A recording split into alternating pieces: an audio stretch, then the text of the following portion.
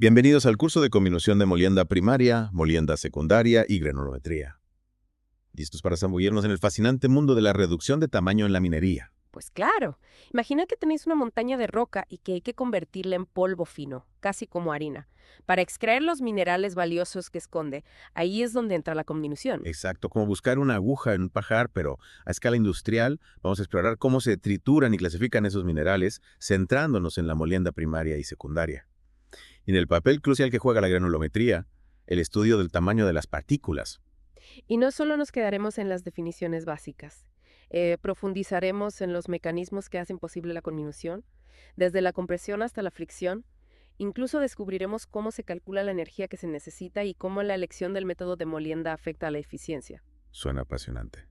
Empecemos por lo básico. ¿Cuáles son esos mecanismos que entran en juego para romper una roca? Porque supongo que no es tan simple como darle un martillazo, ¿verdad? Tienes razón. Es mucho más complejo. Para empezar tenemos la fractura, que es la ruptura del mineral por la fuerza. Luego está la compresión, como si dos placas gigantescas aplastaran la roca. Y no podemos olvidar el impacto. Piensa en las bolas de acero golpeando el mineral en un molino. Es como si estuviéramos recreando el poder de la naturaleza a escala industrial.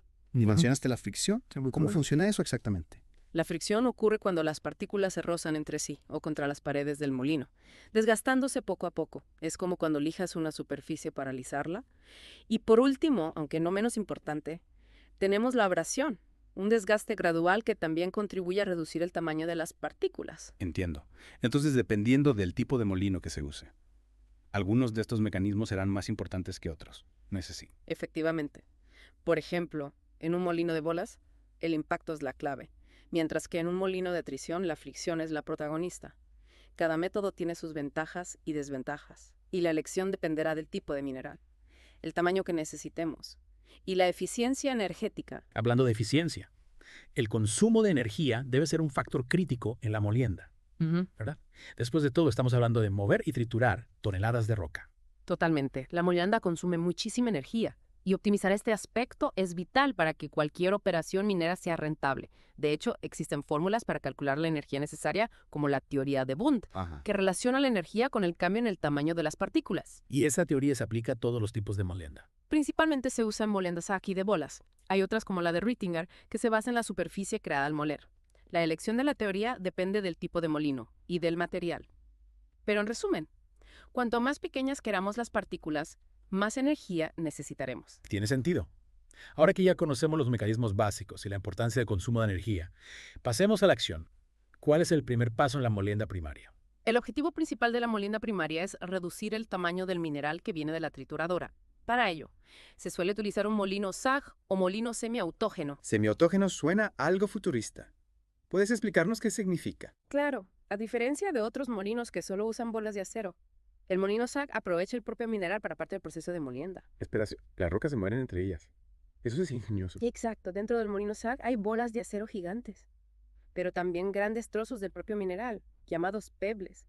Estos pebles, junto con las bolas de acero, se elevan por la rotación del molino y caen sobre el mineral, provocando su fractura por impacto. Es fascinante cómo se utiliza la propia energía del mineral para molerlo.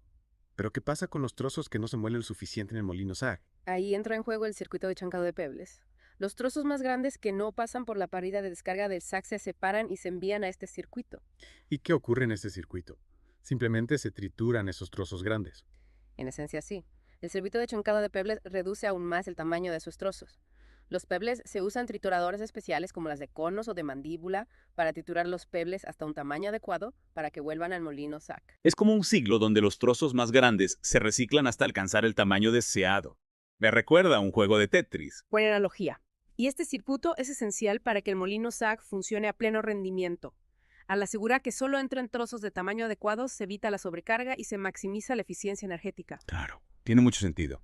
Entonces, una vez que el mineral ha pasado por el molino SAG y el circuito de pebles, ¿cuál es el siguiente paso en este viaje de reducción de tamaño? El siguiente paso es la molienda secundaria, donde el mineral, ya con un tamaño bastante reducido, se muele aún más fino. Y aquí entran en juego los molinos de bolas. Molinos de bolas, son como los SAG, pero en miniatura. Son similares en que también usan bolas de acero para moler, pero hay diferencias importantes. Los molinos de bolas suelen ser más pequeños que los SAG, y las bolas de acero que usan también son de menor tamaño. Además, en la molienda secundaria buscamos obtener un producto mucho más fino y homogéneo, casi como un polvo. Entiendo. Entonces, en los molinos de bolas se termina de pulverizar el mineral. ¿Y después qué? Ya está listo para la extracción de los minerales. Aún no, después de la molienda secundaria, el mineral, ahora en forma de pulpa, pasa por un proceso de clasificación. Clasificación. ¿Eso qué es? ¿Es como separar los minerales según su tipo? No exactamente. La clasificación separa las partículas de mineral por su tamaño. El objetivo es separar las que ya tienen el tamaño adecuado de las que necesitan más molienda. Es un paso crucial para optimizar el proceso. Y no malgastar energía moliendo partículas que ya están listas. Ah, claro. Así se asegura que cada partícula reciba el tratamiento justo.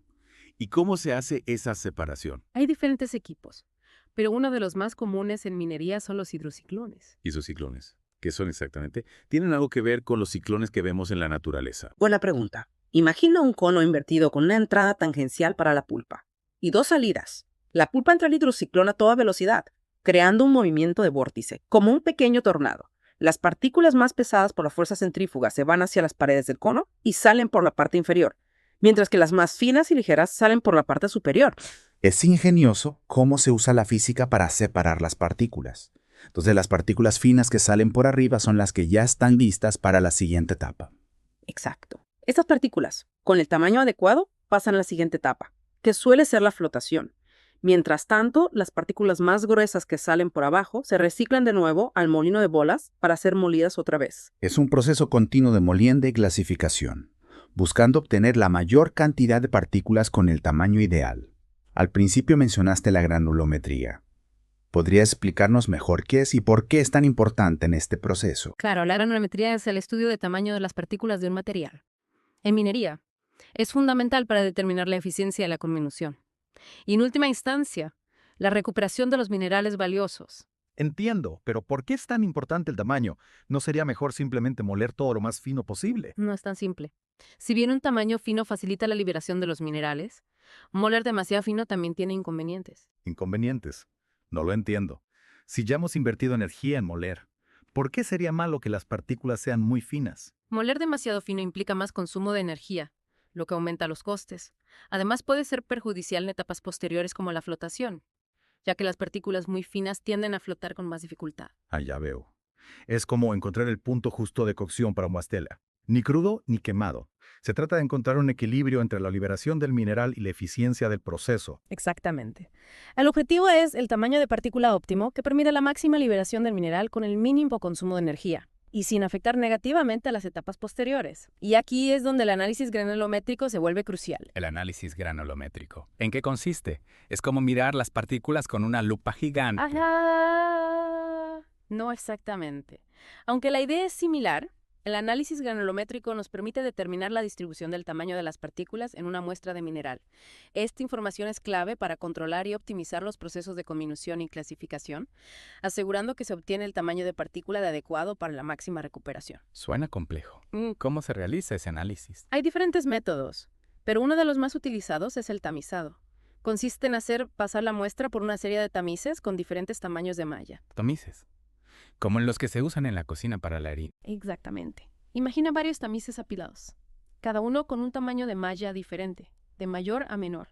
La muestra se coloca en el tamiz superior y se hace librar. Las partículas más pequeñas que la malla del tamiz pasarán a través de él, mientras que las más grandes quedarán retenidas. Este proceso se repite en cada tamiz, obteniendo al final varias fracciones de mineral, cada uno con un rango de tamaño de partícula específico. Es como un filtro gigante que separa las partículas por tamaño. Y con esa información se puede saber si estamos moliendo correctamente. Así es. Una vez que tenemos las fracciones se pesan y se calcula el porcentaje en peso de cada una. Con esa información se construye una curva granulométrica, que es una representación gráfica de la distribución del tamaño de las partículas en la muestra. Y esa curva nos permite ver de un vistazo cómo está distribuido el tamaño de las partículas. Es una herramienta muy visual. Exacto. La curva granulométrica es muy útil para controlar y optimizar los procesos de conminución. Nos permite ver si la molienda es efectiva, si hay exceso de finos o si muchas partículas aún necesitan ser molidas. Hemos hecho un recorrido exhaustivo por los aspectos técnicos de la conminución, la granulometría y la clasificación. Ahora me gustaría hacer una pausa y reflexionar sobre todo lo que hemos aprendido. Me parece una idea excelente. A veces cuando nos adentramos en los detalles técnicos, perdemos la perspectiva global. Exacto. ¿Qué te parece si conectamos todo lo que hemos discutido con el panorama general de la industria minera? Al fin y al cabo, la comminución no es un proceso aislado, sino una parte fundamental de un todo mucho más grande. Perfecto. Podemos empezar recordando la importancia de la comminución a nivel mundial. La demanda de minerales está en constante aumento, impulsada por el crecimiento de la población y el desarrollo tecnológico. Es cierto. Necesitamos minerales para casi todo. Edificios, infraestructuras, dispositivos electrónicos, energías renovables. La lista es interminable. Exactamente. Y la comminución es el primer paso para obtener esos minerales. Es la base de toda la cadena de valor de la industria minera. Es asombroso pensar en la cantidad de procesos que se ponen en marcha gracias a la comminución. Sin embargo, también es importante recordar el impacto ambiental de la minería. No podemos ignorar que la extracción de minerales tiene un coste para el planeta. Por supuesto, la minería, como cualquier actividad industrial, tiene un impacto en el medio ambiente, pero la industria es cada vez más consciente de la necesidad de operar de forma sostenible y responsable. Se están haciendo grandes esfuerzos para minimizar el impacto ambiental. Y la comminución juega un papel importante en esa transición hacia una minería más sostenible, ¿verdad? Al fin y al cabo, es uno de los procesos que más energía consume. Sin duda, como hemos visto, optimizar la comminución permite reducir el consumo de energía y agua, minimizar la generación de residuos y reducir las emisiones de gases de efecto invernadero. Es una pieza clave para hacer la minería más respetuosa con el medio ambiente. Es decir, que la comminución no solo es esencial para obtener los minerales que necesitamos, sino que también puede ser una herramienta para proteger el planeta.